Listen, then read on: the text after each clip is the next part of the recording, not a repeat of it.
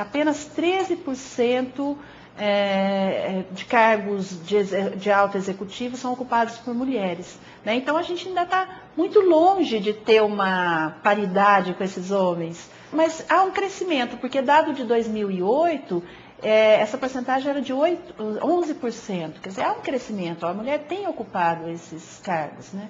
Eu acho interessante. Doutora Kelly, nesses casos específicos de diferenças salariais no mesmo posto de trabalho, mesmo cargo, são velados, não são tornados claros na empresa, são bem subjetivos. Mas existem formas de punição para essas empresas que promovem esse tipo de diferenciação salarial entre homens e mulheres que ocupam o mesmo cargo? Ah, sim. A legislação, principalmente trabalhista, ela existe. Nós temos a proteção ao trabalho da mulher, o artigo 5º da CLT, que diz que trabalho igual, remuneração igual para homens e mulheres, né? Não deveria haver essa diferença salarial, que a gente sabe que existe.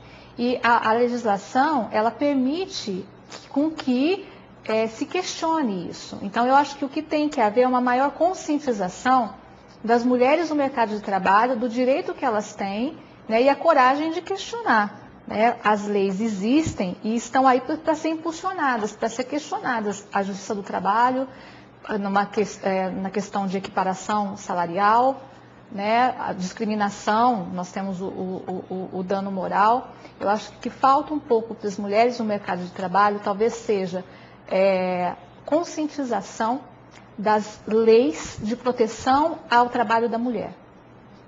Ana Lúcia, hoje nós temos no Brasil uma mulher ocupando o cargo máximo da República, né? A presidência da República, que no caso é a presidenta Dilma Rousseff. No caso, na então campanha eleitoral, na disputa entre ela, no segundo turno, entre a então candidata Dilma Rousseff e o candidato José Serra, venceu a Dilma, e nesse caso mostrou um certo amadurecimento da sociedade em votar numa mulher para ocupar um cargo máximo da República? Eu acho que sim, eu concordo que é um amadurecimento, sim, porque eu achei interessante que na campanha o fato dela ser mulher não foi um empecilho, né? A gente quer dizer, a mídia e os debates, eles discutiram outras questões que não fosse essa, é uma mulher, isso não apareceu. Então isso eu acho um grande avanço, mais do que ela ser eleita, é o fato de isso não ter sido um impedimento, ou ter sido ter saído comentários sobre isso. Além disso, o que eu achei mais interessante na campanha é que não era uma mulher, são duas mulheres, né? Porque foi a Marina e ela. Então você vê assim que num lugar essencialmente masculino, que é a política, a gente tinha duas mulheres concorrendo à presidência.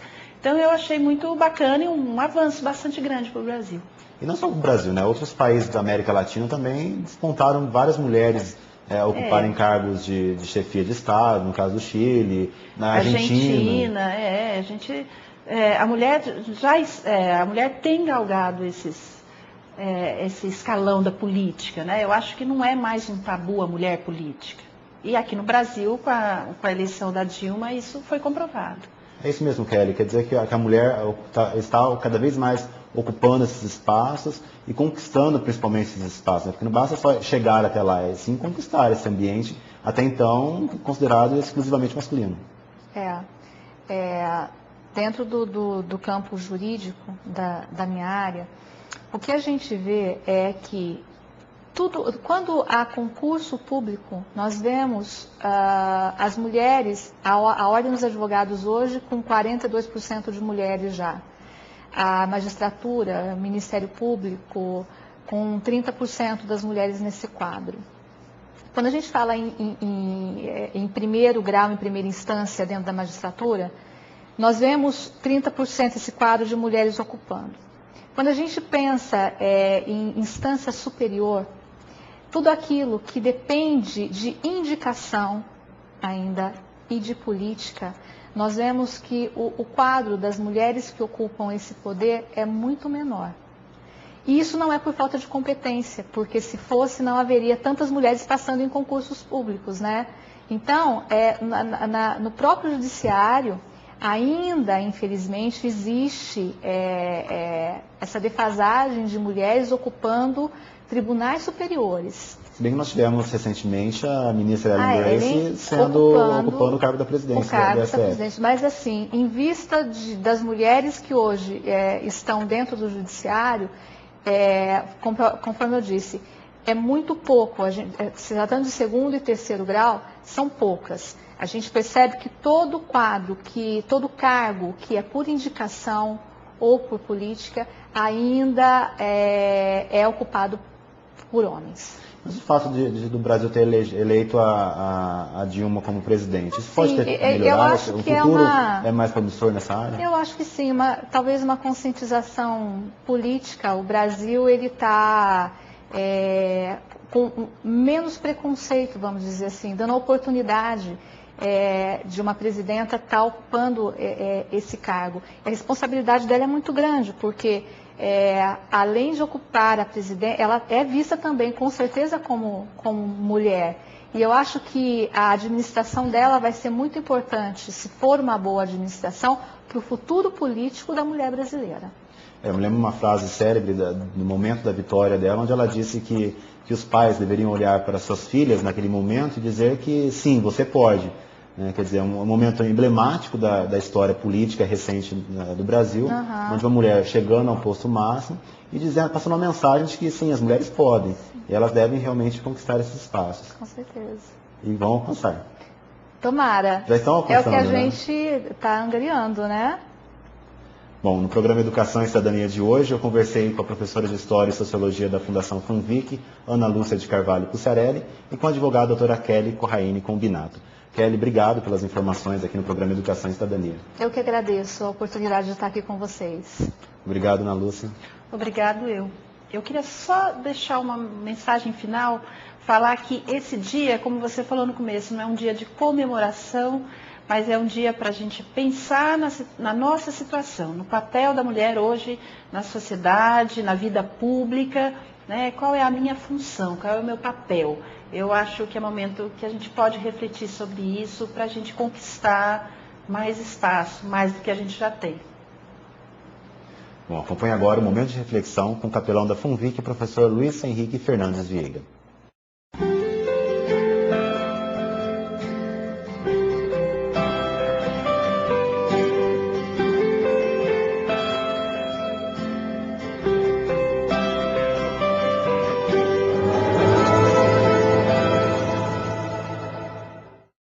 Olá, bem-vindo a mais um momento de reflexão.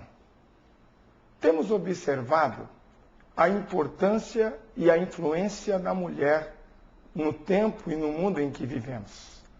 Temos observado que é através de muita luta, é através de muito esforço que a mulher tem conseguido conquistar cada vez mais o seu espaço dentro da nossa sociedade. Mas também devemos falar de que algumas áreas precisaram ser até mesmo postas de lado para que essa conquista pudesse ser alcançada. Uma das áreas que mais sentimos é a questão da mulher. A mulher é de suma importância para o crescimento, para o desenvolvimento, para a educação de nossas crianças, de nossos jovens. Também devemos falar de que a felicidade deve ser o alvo de todo ser humano, inclusive das mulheres.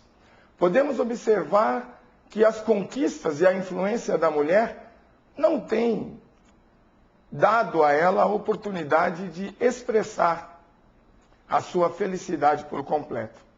Eu gostaria de compartilhar um texto das Sagradas Escrituras que está no Evangelho de Lucas, no capítulo 2, aonde encontramos ali algumas palavras daquela que foi, a meu ver, uma das mais importantes mulheres de todos os tempos, Maria, mãe de Jesus.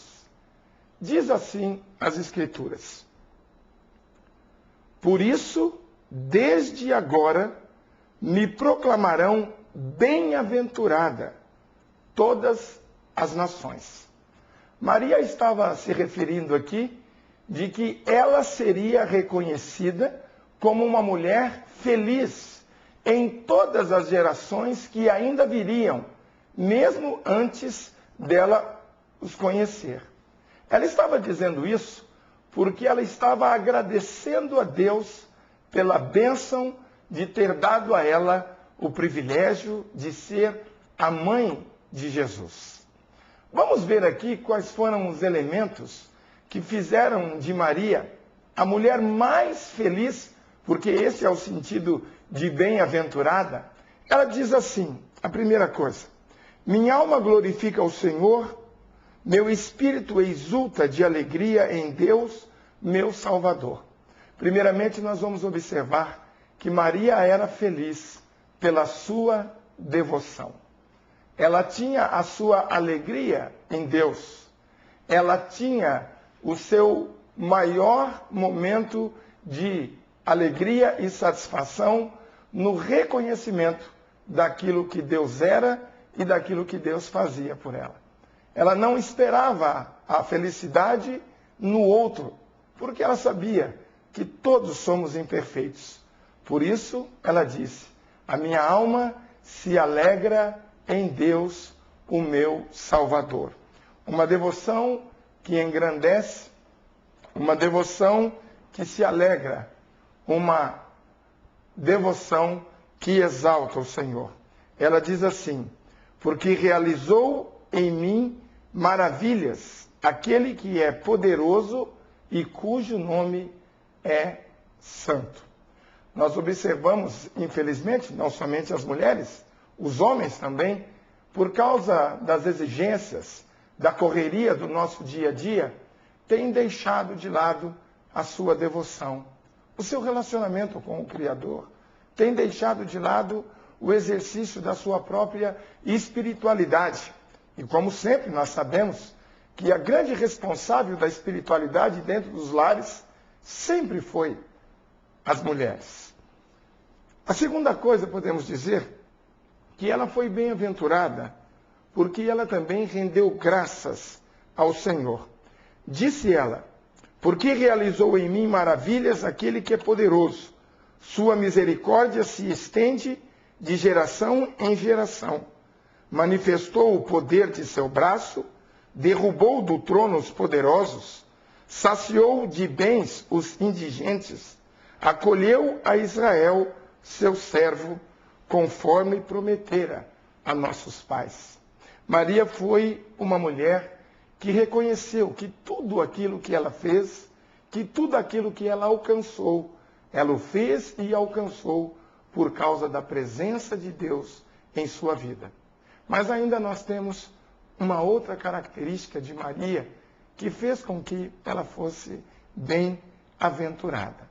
Maria foi uma mulher que sempre esteve aguardando, sempre esteve alicerçada, sempre esteve pautada na promessa que o Senhor dera a seus pais. Maria conhecia a história do povo de Israel. Maria conhecia a história de Abraão, a história de Moisés, de Davi, e ela sabia que Deus havia prometido que um dia o descanso haveria de chegar a Israel. O descanso chegou por intermédio de seu Filho, o próprio Filho de Deus, que se encarnou e viveu entre nós, e que nos ofereceu uma vida cheia de paz, de felicidade, que está acima dos problemas e das dificuldades que encontramos no nosso dia a dia. Maria foi bem-aventurada pela sua devoção, pela sua gratidão e também pela sua esperança.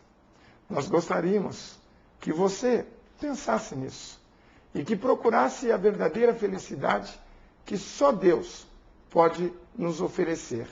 E eu espero que você seja uma mulher de influência, espero que você seja uma mulher de suma importância no ambiente em que você vive, no seu trabalho, na sua família, mas que você não esqueça da sua devoção, que você não esqueça de ter um espírito agradecido a Deus e que você não esqueça de exercer a sua esperança nas promessas que Deus reservou a cada um de nós.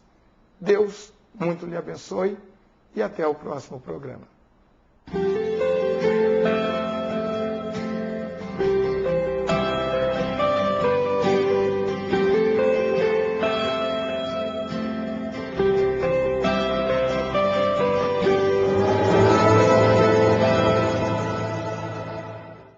O programa Educação e Cidadania fica por aqui. Se você tiver dúvidas ou sugestões de temas para o nosso programa, você pode enviá-las pelo e-mail programaeducação@funvic.org.br. É muito importante a sua participação. Obrigado pela sua companhia e até o próximo programa.